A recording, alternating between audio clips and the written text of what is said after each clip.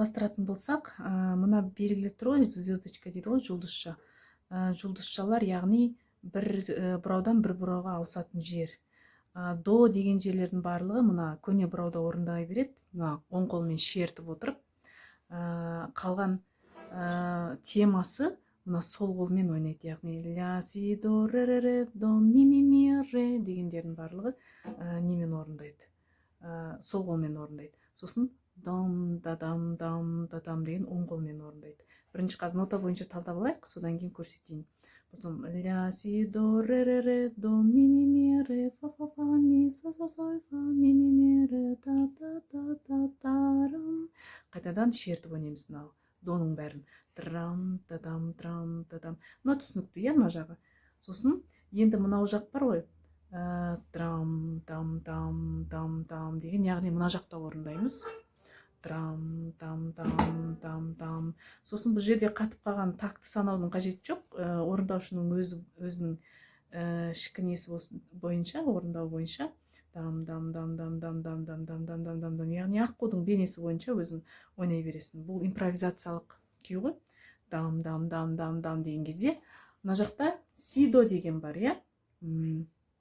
Тездете деген жерде си до деген бар. Яғни си до бұл шамамен қойылған дыбыстар. Си до, яғни секундалық дыбыстар.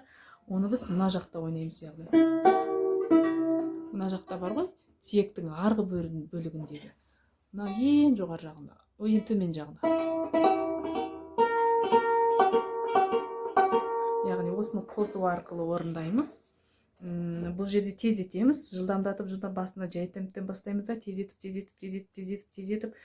Өзің білесің, қанша соссаң да, мынау глиссанда тұр. Оны глиссанда оң қолы арқылы аламыз.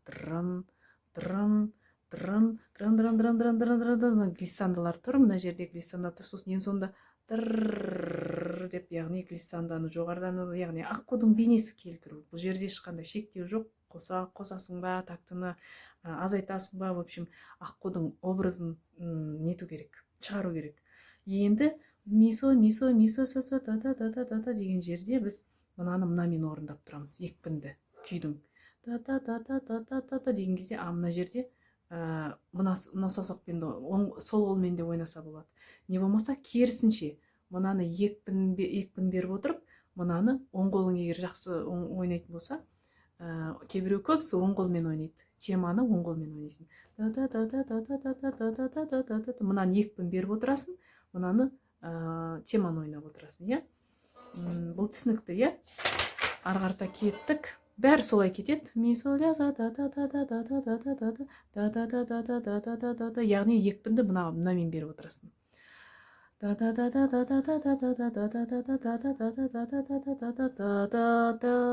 осы енді осы жер 95-ші бар ғой.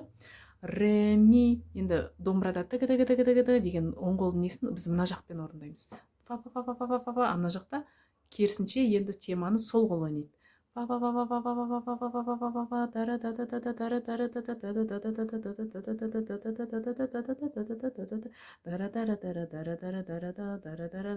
ойнап келе жатасың. Дейсің де қайтадан ауысасың. Яғни мынау екпін ойнайды да, мынау мисо дегенде керісінше мынау тема ойнайды.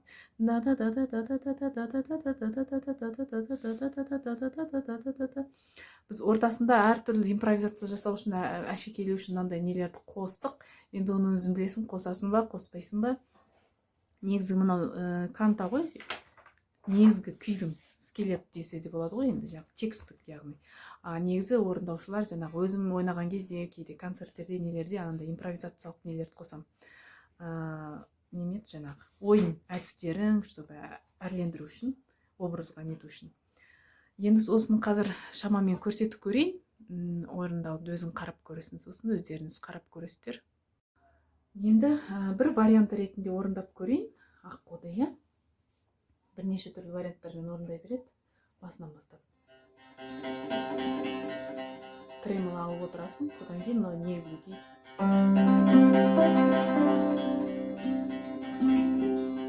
Тема кетеді.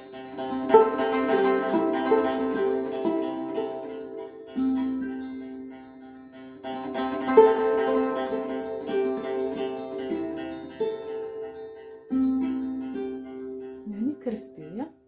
Содан кейін негізі осы жақта орындалады, жаңағы біздің негізгі әуеніміз.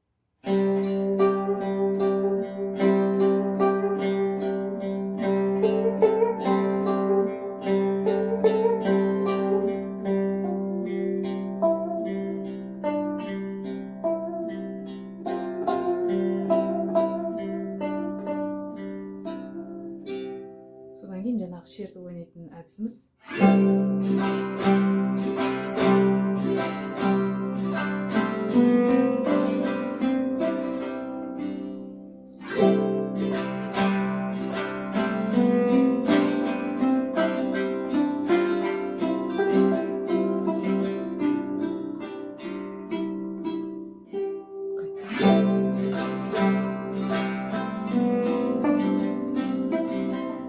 Қайтадан мына жерде ойнаймыз.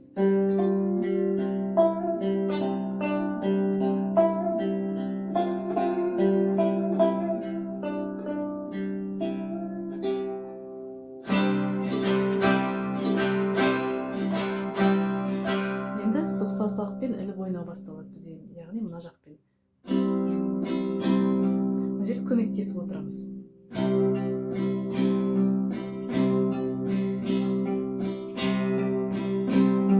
Ақырында да жылдамдатамыз.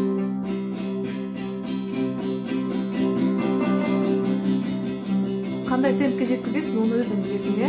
Мен орташа темпке аламын. Жаңағы сидо дегенбіз.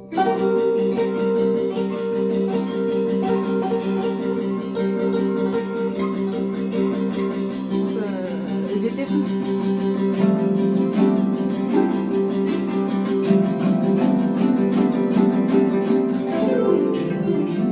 Мынандай ойнайсың да, ары қарата мына серпін мынау кетеді енді.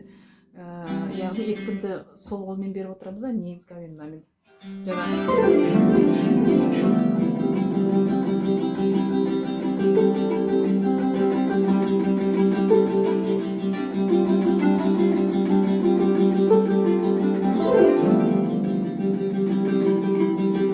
Енді мен осы жерде мынандай әдістерді қолдандым. Мен оны өзім білесің, қолданасың ба, қолданбайсың ба, иә? До сол ұстап отырамын да, мына жақта.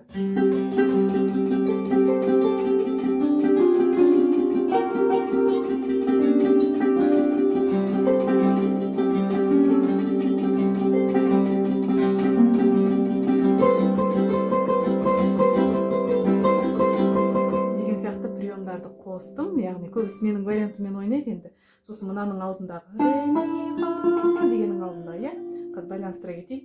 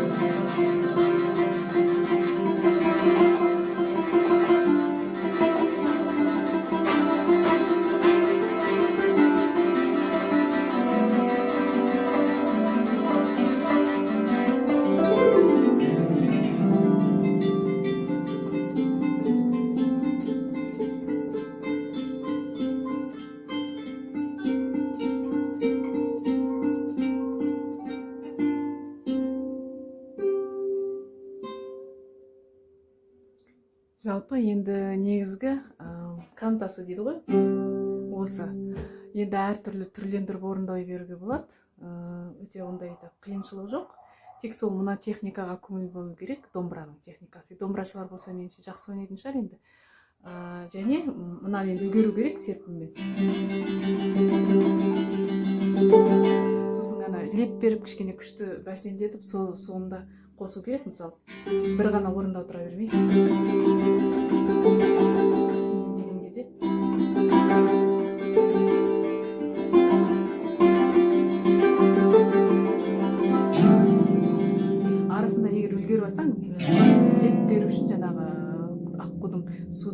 үчүн мындай дегендердин арасына косуп жиберемиз. Көрсөтпөй акырынга жеңил гана косуп жиберемиз. Мына жерде глиссанды мына жогорудан алып